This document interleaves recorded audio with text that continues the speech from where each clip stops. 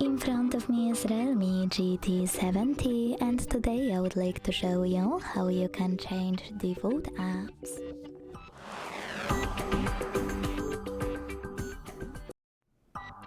First of all, you need to open Play Store. Then click on the search bar and download new app you wish to set up instead of your current default one. In my case, Firefox browser.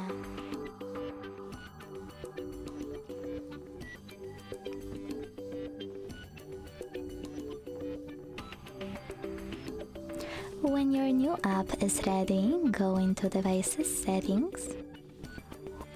Scroll down to click on Apps over here.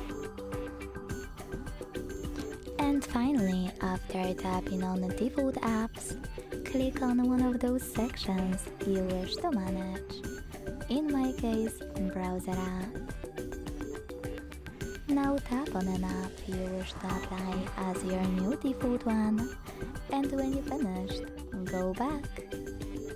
Thanks so much for watching. If you enjoyed this video, don't forget to leave a like, comment and subscribe. Bye!